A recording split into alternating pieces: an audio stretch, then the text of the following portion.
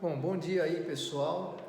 Esse é o nosso vídeo, né, que eu estou gravando sobre os conteúdos aí de língua portuguesa. Bom, vamos adiante. Gente, na aula anterior, né, nós estudamos o artigo, né, o substantivo, o artigo que ele define ou o próprio substantivo ou o próprio adjetivo, né? Eu expliquei para vocês também que eles caminham ali de certa forma dentro de uma família que a gente pode comparar. Por exemplo, você pode pegar um artigo definido e indefinido, tá? E ele se refere geralmente a um substantivo, tanto na forma masculina como na forma feminina. Tá? Nós temos também o adjetivo que qualifica esse substantivo.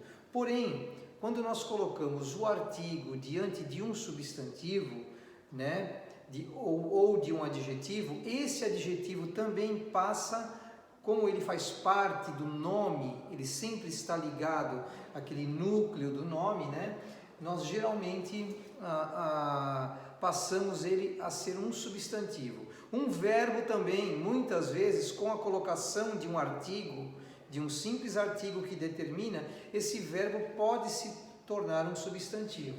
Por exemplo, a palavra amar, né? A palavra amar, todos sabem que é um verbo. Se eu coloco o artigo aqui, ele sai da categoria de verbo e passa a ser um substantivo. Tá, gente? É muito prático de vocês entenderem. Aí seria o amar, aquele sentimento, né, de ordem subjetiva, ok? Né? De ordem abstrata, que passa a ser um substantivo, tá? Se eu, por exemplo, menino é um substantivo comum, tudo bem, gente? Eu digo que ele é inteligente. Esse é o adjetivo, nesse exato momento, esse é o substantivo, ok, gente? Tá? É muito simples de entender. Se eu pegar este adjetivo que qualifica este substantivo, se eu colocar o artigo, o inteligente, eu acabo substantivando. Esse processo se dá numa ordem mental, mas também numa ordem visual, escrita na frase, escrita, ok? Eu coloquei um artigo aqui, e nesse exato momento o que era um adjetivo passa a ser um substantivo. Gente, isso é a ordem, né? Digamos assim, para que tenhamos maior compreensão quando a colocação de um artigo, seja ele no substantivo ou no adjetivo, tudo vira o nome, porque tudo passa pela grande esfera nominal. Perfeito, gente? Qualquer dúvida, por gentileza, postem aí na página, tá? Vamos na sequência. Então, nós estudamos isso na aula anterior, né? É claro que temos vários adjetivos, a parte do substantivo que nomeia, que dá nome aos seres também, nós temos uma infinidade aí, temos inclusive na nossa própria apostila, né, do método Max. Então vocês observem aí com total atenção, tá? Já é uma atividade, uma aula passada, tá? Então eu só estou dando ali aquela pincelada para vocês. Bom, gente, na aula de hoje, então, nós vamos ao pronome. O pronome, gente, ele tem uma característica, né, onde nós temos duas definições aí iniciais. O que é a classificação do pronome segundo a gramática normativa? Ela é bem expressa. Tradicionalmente, os pronomes são divididos em 6 categorias. Pessoais, né, que nós nos referimos à pessoa, né? Os pronomes de tratamento, né? Vossa Excelência, Vossa Senhoria, Vossa Majestade, Vossa Alteza e tantos outros aí, Vossa Santidade, Vossa Eminência e reverendíssima, né? São pronomes, né? Meritíssimo senhor juiz, etc. São formas de tratamento, tá? Formas, por isso que falam formas, né? São aspectos formais da língua. Bom, num segundo momento, nós temos aqui os demonstrativos, né? Esse, essa, aquilo, aquilo, mais próximo ou mais perto, né? Este, né? Aquele ali, onde determinam ali certas posições. Você vê que tem uma ordem de proximidade e de posicionamento, tá? Esses são os demonstrativos, eles demonstram alguma ordem que seja próximo a você, entendeu?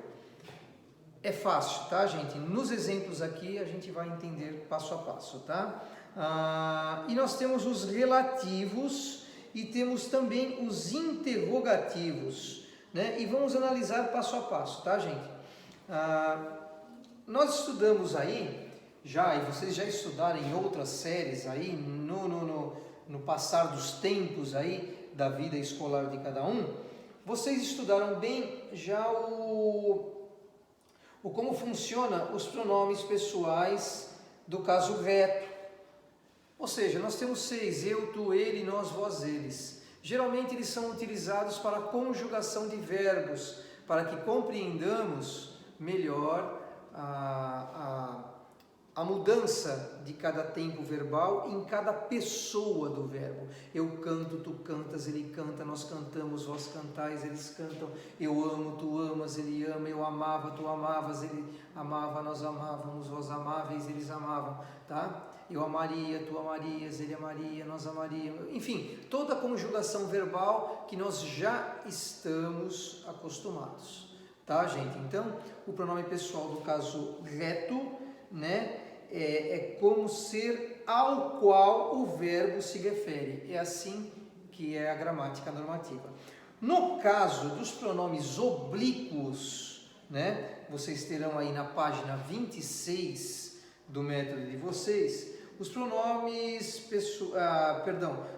oblíquos funcionam em geral como complementos de verbos ou de nomes. Perfeito, gente? Exemplos dos oblíquos.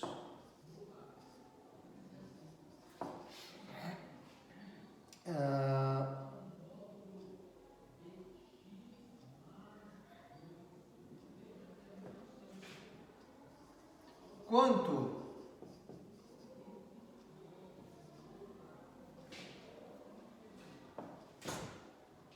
a minha mãe,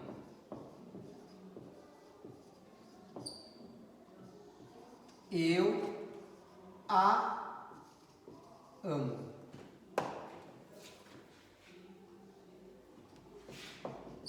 Eu lhe tenho todo o respeito. Ok? Temos o lhe aqui.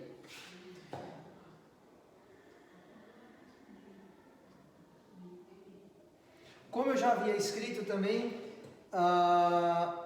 mete-se nos vos, os, a, as, lhes. Mim comigo, te, ti contigo, se, si consigo, nos conosco, vos convosco. Além dos pronomes nós e vós, acompanhados de preposições, né? Ele, no caso, olha, veja bem, todos gostam dele. Ok? Gente,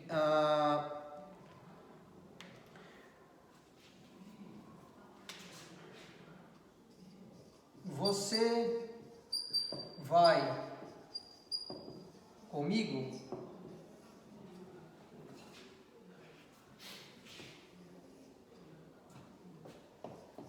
A ti, Senhor, faço minha prece. Um bem categórico. Eu te amo. Gente, uma infinidade de exemplos eu poderia colocar aqui na luz. Olha aqui, ó, a colocação do pronome. Amar-te-ei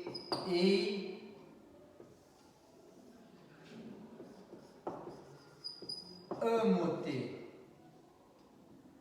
Gente, a colocação é tanto no nome, em torno do nome, como pode ser no verbo também. Então, o pronome oblíquo, ele tem esta função. Tudo bem, gente? Eu acho que está bem... Ele pode ser de maneira reflexiva. Por exemplo, ele conversa consigo. Ele conversa consigo. Um exemplo aqui, gente. Nossa louça está um pouco bagunçada. Ele conversa consigo. Ou seja, com ele mesmo. Então ele recebe. Esse pronome, nesse exato momento, está fazendo uma ação reflexiva. Reflete a ele mesmo, consigo mesmo. Tá? É fácil de entender, gente. Ele irá com nós mesmos. Né? Irei com vós. Né? Outros exemplos. Isso é com nós mesmos, ou isso é com nós próprios. Tem mais um exemplo aqui. A mulher agradeceu-lhe, né? Nesse exato momento está colocado dentro do verbo. Agradeceu-lhe, né? Com aquele hífen, lhe. Gente, os pronomes geralmente usados no português do Brasil, os pronomes si e consigo são reflexivos, né? Por isso que eu disse, consigo mesmo, ok? Agora nós temos os pronomes de tratamento, que eu já citei, né? Que são palavras por meio das quais o locutor aí, quem está se dirigindo, ele se refere ao interlocutor de maneira respeitosa, né? Então temos vários pronomes de tratamento aí a serem usados, tá, gente? Vossa Senhoria, Vossa Majestade aos reis, Vossa Majestade Imperial aos imperadores, Vossa Alteza aos príncipes, Vossa Magnificência a reitores de universidades, Vossa Santidade, Vossa Eminência, Vossa Reverendíssima, né? Os pronomes de tratamento, né? Sempre se referindo a uma terceira pessoa, né? Pelo fato do verbo se comportar dessa forma, com ele concorda, tá? Por isso que nós dizemos Vossa Eminência, Vossa Senhoria, Vossa Santidade, né? Magnificência, né? Vamos agora, tudo bem, gente? Isso daqui é uma aula bem prática em cima do que nós já temos aqui no nosso método, tá? Então é uma explicação bem básica para que vocês entendam. Temos aí na nossa página 28 os pronomes possessivos também, que indicam, pelo próprio nome, ele indica posse, né? Alguma coisa que pertence aí, né? A nós mesmos ou a vós. Não a vós, né? Vós. Vós sois o sal da terra e o grão de sabedoria. Vamos lá. Pronomes possessivos são os pronomes que indicam posse. É isso que a gramática normativa coloca, indica posse. Pode ser os pronomes aí, meu, minha, meus, minhas, meus, teus, tuas, tua, seu, suas, nosso, nossos, vossos. Perfeito, gente? Então, Este exemplo, gente, muito fácil. Este é meu pão.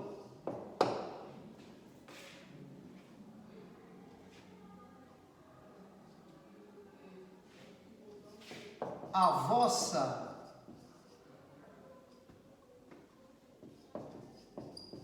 terra é minha. Aí, gente. Olha a colocação do pronome no sentido possessivo. Meu amigo não é teu. Olha, gente, brincando com os pronomes. Tá, gente? Então, na página aqui nós temos inúmeros exemplos, né? Seu carro é similar ao meu.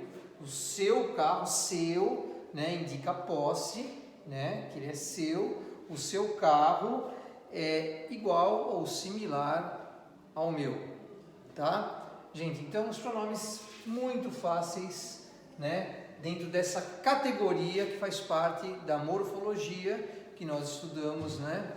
A categoria das palavras, tá? Em língua portuguesa. Muito simples, tá, gente? São exemplos simples que vocês conseguem raciocinar e pensar de maneira objetiva, tá? Para que serve um pronome? Ele serve para indicar, essencialmente, a posse de algo dentro de uma situação na frase a qual estudamos aí, tá, gente? Nós temos também agora os pronomes indefinidos. Por que falamos indefinidos? Porque eles não definem. E se tentam definir alguma coisa, é alguma coisa vaga. E vocês irão perceber.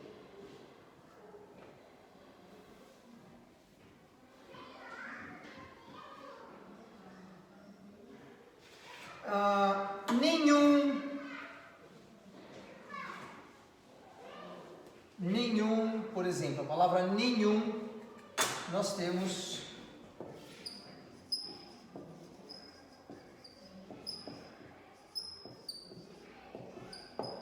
nenhum de vós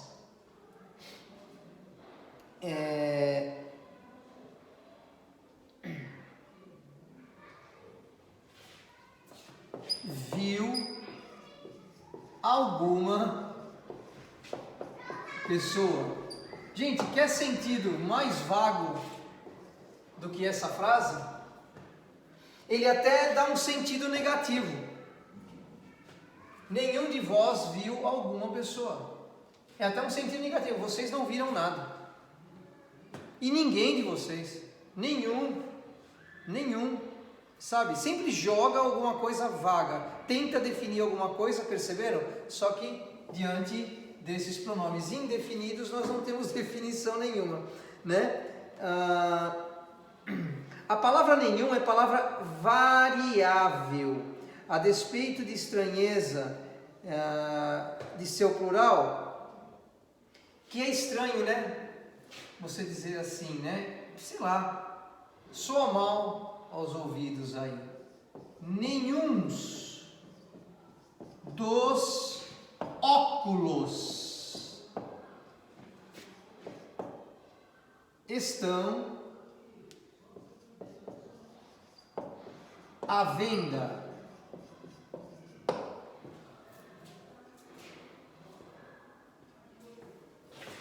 É o exemplo que nós temos aqui. Estão à venda. Nenhuns dos óculos, por mais estranho que pareça, é utilizado dessa forma também. A palavra nenhum.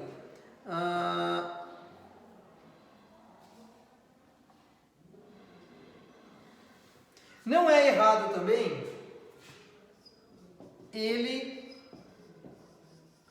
não tem, olha, gente, nenhum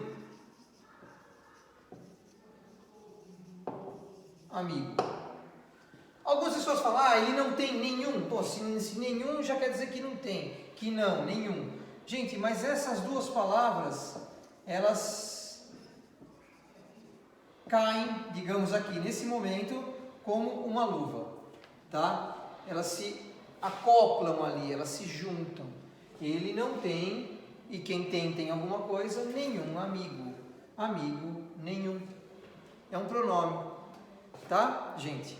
Simplesmente, ele não tem. Quem não tem nada.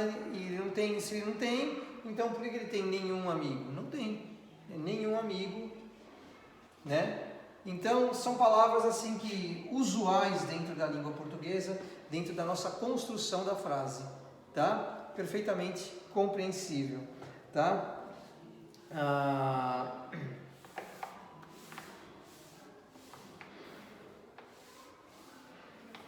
Vamos lá. O uso do artigo diante do pronome. Nós podemos usar um artigo diante desse pronome, tá?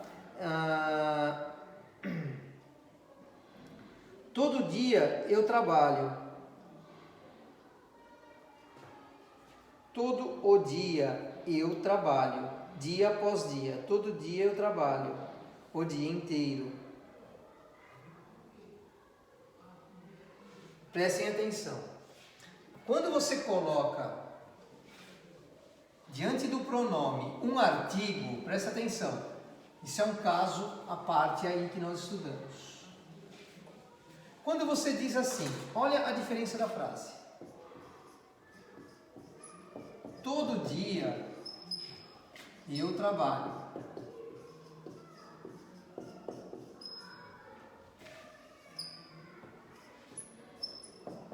Ó a segunda. Todo dia eu trabalho. Gente, nesses dois casos que nós temos aqui, todo dia seria dia após dia. Ou seja, sempre.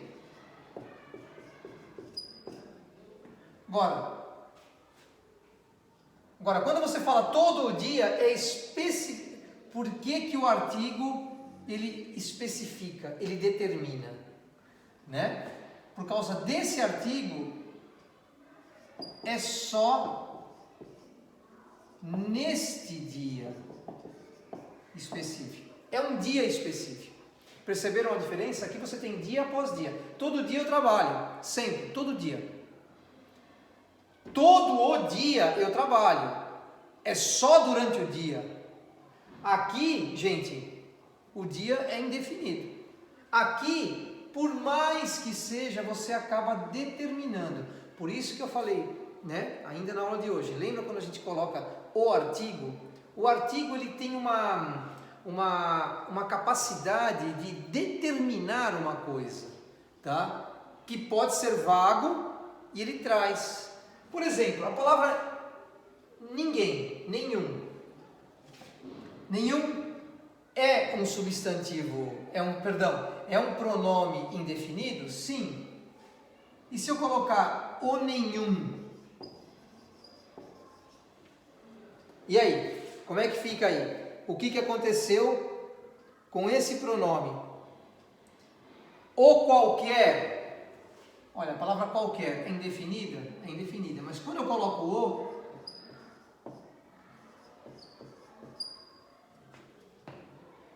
por exemplo, a mulher chega e ela não gosta muito do homem. Aquele é um homem qualquer. Aí eu utilizo essa palavra qualquer e trago nesse cenário. Ou qualquer, você acaba passando isso para um substantivo. Você acaba substantivando um pronome. Tudo diante de um artigo pode passar para um substantivo, uma forma substantivada. Tudo bem, gente? Esse é um fenômeno da língua portuguesa, tá? Vamos passar agora.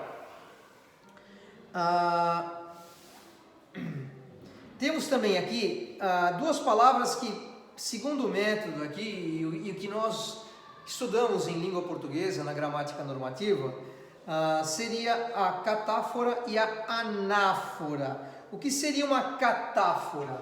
Gente, eu vou apagar aqui a luz, tá? O que seria uma catáfora? Gente, é uma palavra um tanto estranha, né? Dificilmente vocês vão gravar aí. E eu também já esqueci, é claro. o que nós não utilizamos, mas quando nós observamos o exemplo, pô, uma catáfora é isso, né?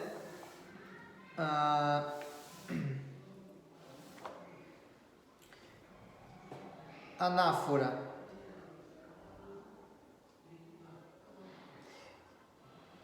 Esta se refere ao que vai ser mencionado. Por exemplo, esta postura, veja aqui esse pronome, esta postura, né? 2 pontos. A perseverança. A perseverança, tá? Esta postura, a perseverança. A perseverança, aqui ó, essa postura. Gente, eu fiz uma troca aqui. O que é uma catáfora? Está se referindo neste momento, esta postura, nessa postura imediata. Perfeito? Ao que vai ser mencionado agora, nesse exato momento. Isso é uma catáfora.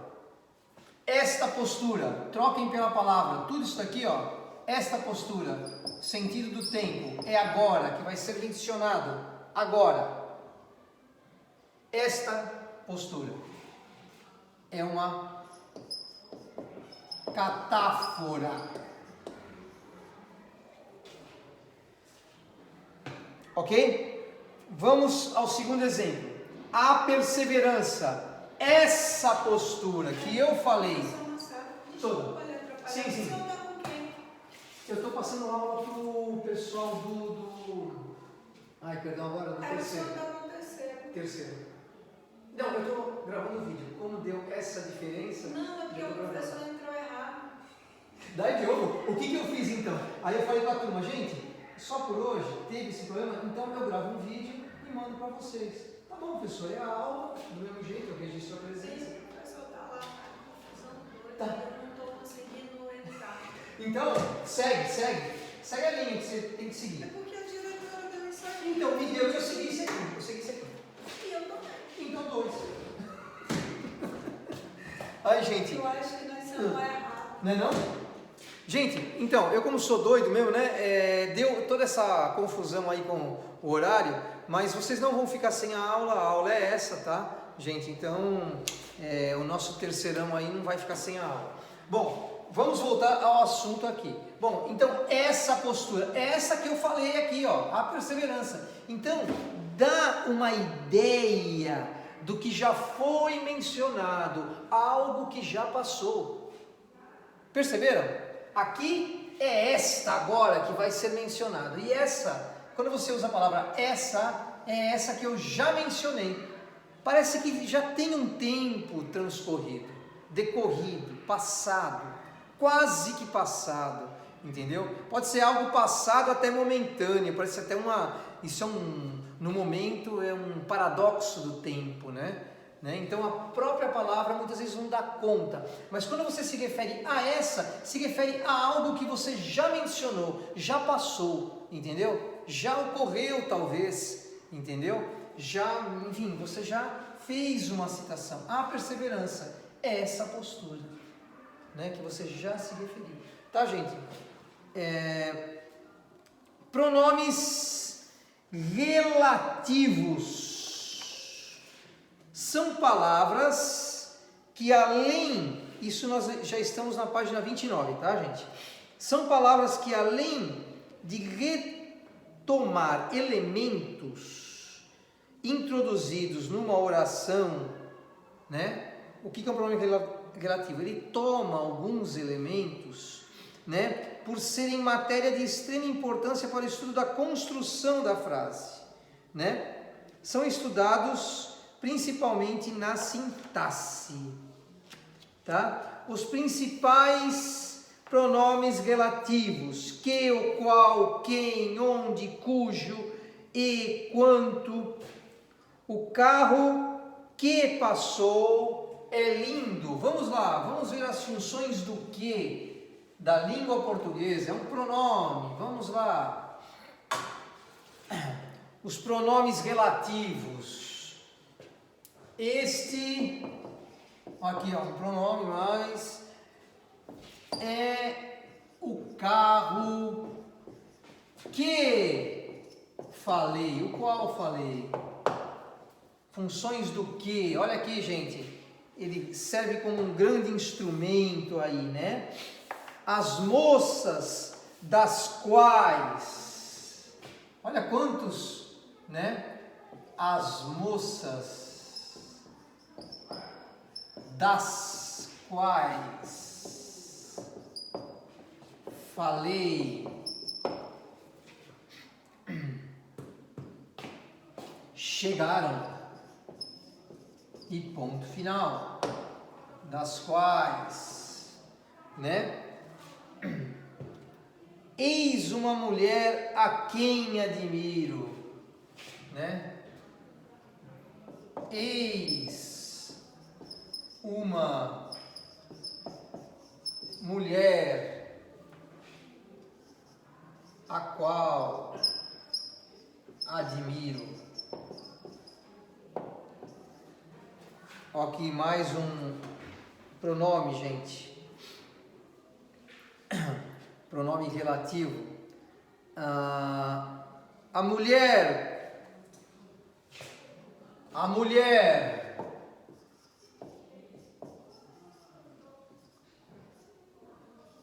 cujo o filho é bandido. Uma palavra pesada aqui na nossa língua portuguesa. A mulher cujo filho é bandido.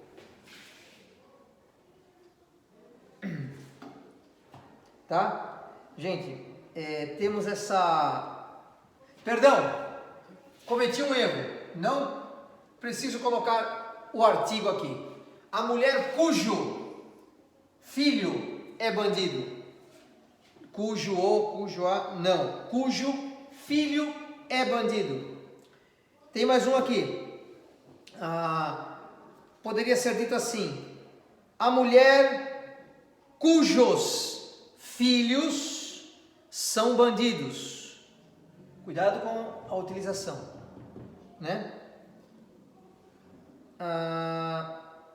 Vamos aos pronomes. Tudo quanto você diz é verdadeiro. Quanto, a palavra quanto aqui, ó, pronome relativo. Tudo quanto você diz é verdade ou verdadeiro.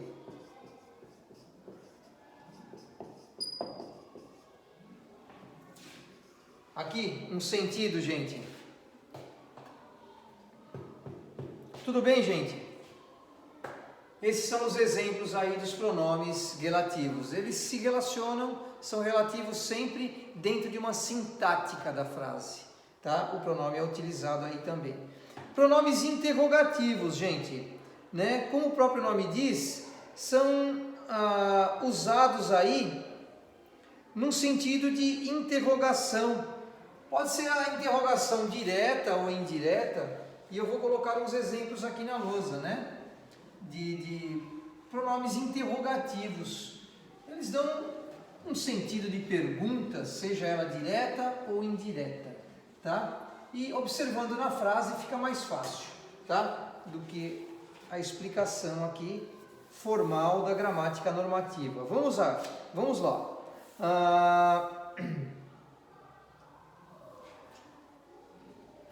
Que você tem na bolsa? Olha o quezinho aqui. tem na bolsa.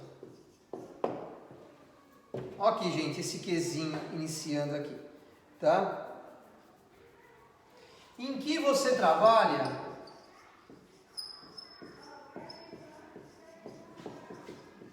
Ó aqui, gente.